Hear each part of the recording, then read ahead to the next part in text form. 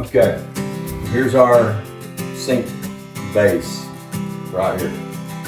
It's cut out. Here's where we're going to put our little shelf for our soaps and stuff. And then we're going to put that sink on here. The drain is back here, the water lines.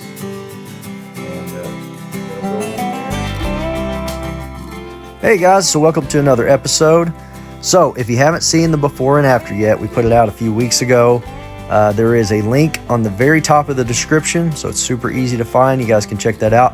The before and after, I think, is just unbelievable. Every time I watch it, I am just blown away by how this thing started and how it ended up. It's just unreal. So what you're seeing right now is another behind the scenes episode. We may actually have just one more after this, and then we're going to be moving on to some other things. It's been an amazing ride. We're so grateful that you've been here. But we have some stuff that God has put on our heart to do that I feel like is very unexpected. Now we're going to have some more projects coming along as far as construction and all that goes. But you know how life is. Twists and turns. Things happen that you don't expect. So definitely going to have some new stuff, some more stories. It's going to be an amazing ride, and we hope that you have enjoyed this journey with us so far, and I truly believe it's just the beginning. So as you can tell, we're going with a lot of live edge, just because, again, the table, the countertop, we're kind of going for that rustic kind of, cabin feel. Now, the boys' room will kind of be its own separate theme. I know the kids are, they want to go with the video game stuff and everything, so we're going to kind of let that be their own thing, but we figure the main part of the house is going to be that rustic cabin feel. So we built the table, which is basically just a countertop lowered. We did all the countertops. Now we're doing all the shelving.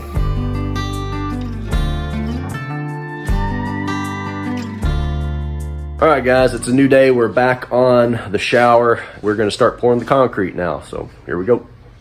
Okay, we're ready to pour the concrete in here. I got all the shower pan upright, bolted, got it bolted down.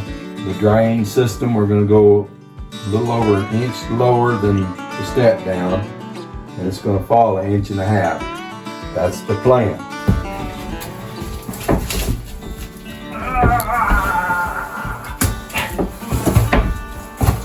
Pretty much levels itself when it says wet.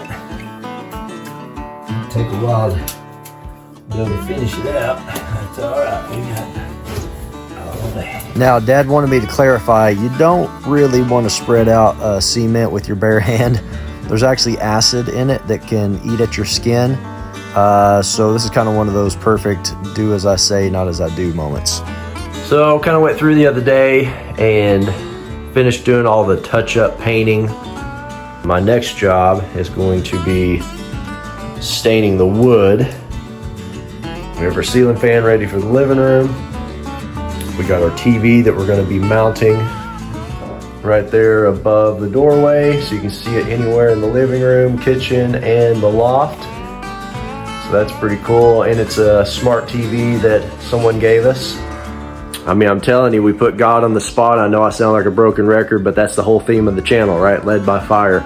Put God on the spot. We have been blessed again and again and again and again. Just gifts and discounts and, stuff that technically was going to get thrown away that we were able to use, leftover lumber. Again and again, this whole house has just come together for so affordable. I mean, it's been unreal. And the fact that we've done all this in like 4 months, pretty awesome. But yeah, we got our little... So what happens, I just poured concrete. I mixed 3 bags, and it took 3 bags. And didn't you say you got most of that for free? Not necessarily for free, but broken bags at Lowe's, a friend of mine told me about. So I went and got them, and just what I needed.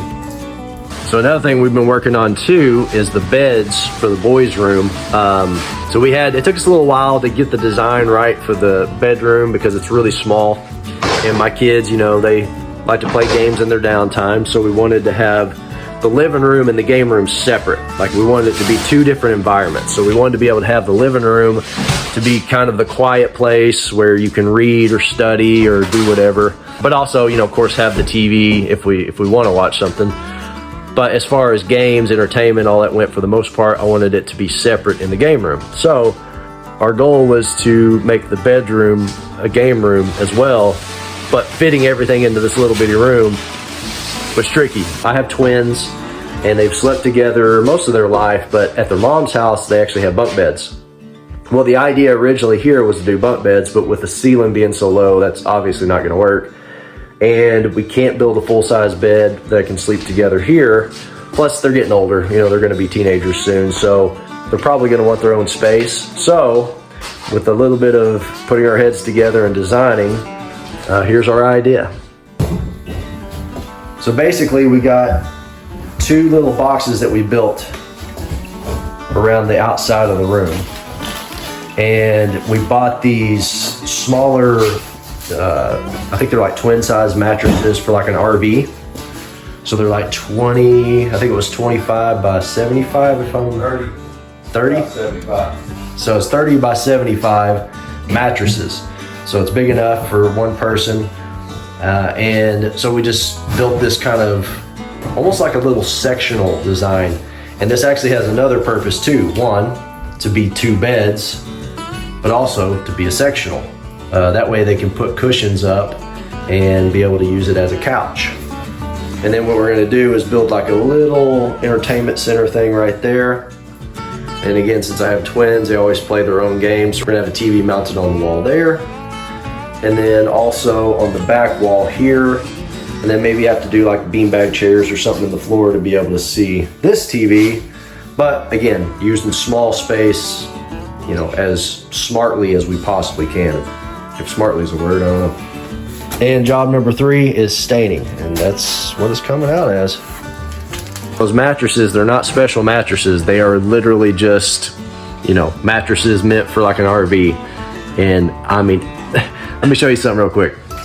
So this wall that we built wasn't there before, and we had to build it because we needed a space for the washer and dryer. So this was not planned. None of this was planned. That wall, how the mattresses fit together, none of it was planned at all. Literally perfect. Drawers fit perfectly. Mattresses fit perfectly. Another one was the dishwasher, oven, refrigerator with the wall that we built for the hot water heater. Everything fit perfectly. We hadn't planned any of this stuff. Perfectly. And one more. The loft that was already here. Now maybe they already measured this one out, who knows? But my full-size mattress fits up there perfectly. Now that's the only one, again, that could have been planned out, who knows? But yeah, I mean, it's just one thing after another.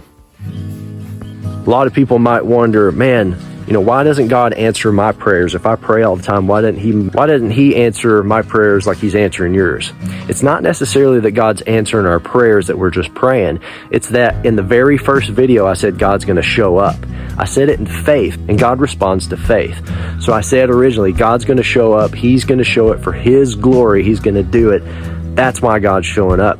So if you have the boldness and the faith to get in line with God's word and his promises, and you're doing something, I mean, this land is not just for us. We know it. When we first got this land, we knew that God has a bigger picture for this land, a bigger purpose for this land. And this is God's property. Okay, it's not just for us. We're trying to give God the glory, and we told God when we moved out here, whatever you want to do with this land, do it.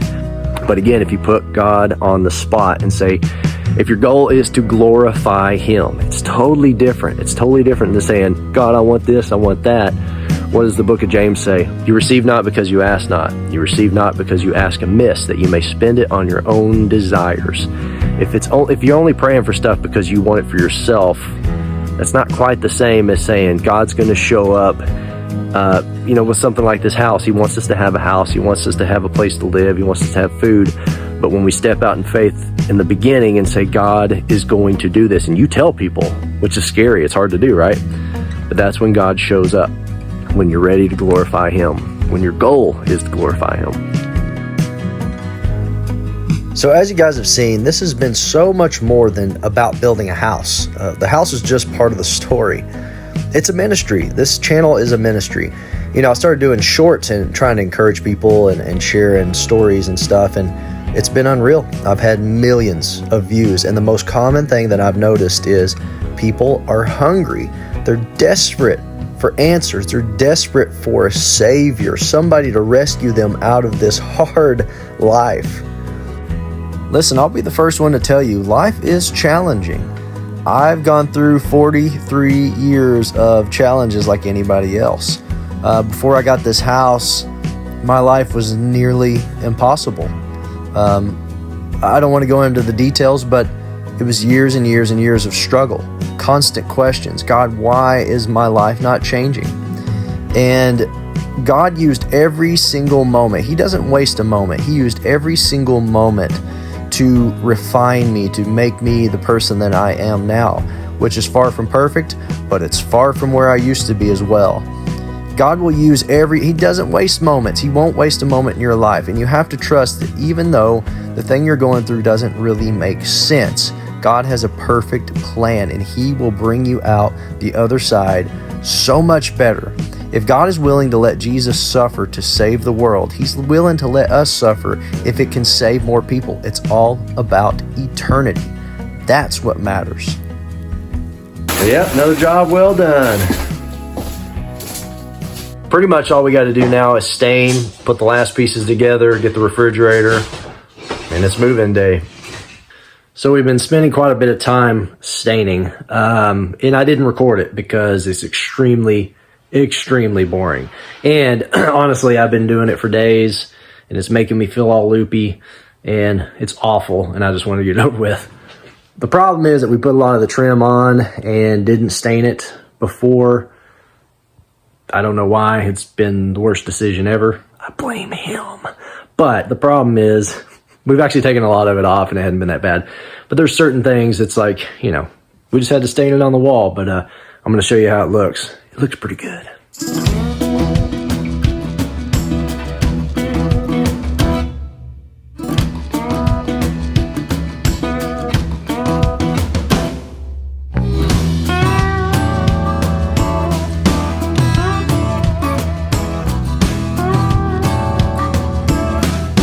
Now, as you can tell, we still got a little bit of staining left to do. A couple more hours and we're out of here. As you can tell, I'm having trouble talking. You know, I've had a mask on, we've had the place ventilated, but it's been no fun. But we're getting closer to getting done. And what we're gonna do too is actually just seal the ceiling and probably do the same thing with like the table and the countertops, just kind of seal it and maybe leave it a fairly natural color. But honestly, I'm really loving this dark stain. Dad wasn't a big fan of it when we first started doing it, but I'm really enjoying it. I mean, just look at those stairs, man. Those things look completely different now. So another thing I want to show you real quick is the shower. So, you know, you saw in the earlier videos that we did the cement and everything on the floor, but Dad actually wrapped it with some leftover metal that we had. So I'm going to show you that real quick. Sorry, there's no light in here yet, so it's going to be a little patchy, but kind of just walk into the shower. And the whole thing is just wrapped in this sheet metal. And then we got the overhead shower head. We got the normal shower head. We got the handle, which that's not the handle, but it is for now. And of course, we eventually have to put the rock in. So this is the first layer, which is just concrete. But hey, it's usable. I'm excited to actually use the shower. And we also have an idea too still of just doing a bench that kind of folds out right underneath the shower head. It's gonna be cool. It's kind of spooky in here. It's kind of terrifying. It might give me nightmares. So another thing we're gonna be doing too is this little overhead heater. So we're not really gonna go with like central heat and air. We're not gonna do I always forget the units that a lot of people use these days. At least not for now. For right now, we're just doing like the window unit that actually puts off heat. But we're gonna have a separate heater in the bathroom because obviously getting out of the shower and it's freezing cold is the worst thing ever. So we're gonna be installing that pretty soon. But for now, I gotta finish staining. All right, folks, I think I got the staining done. Still got a few little corners and stuff I gotta go back and finish, but yeah, it's all looking pretty good. Got our little towel cubby. I don't know what that's called. So yeah, the only thing I really got to do now is stain the bed frame, which I'm gonna do that later because I'm tired of smelling stain.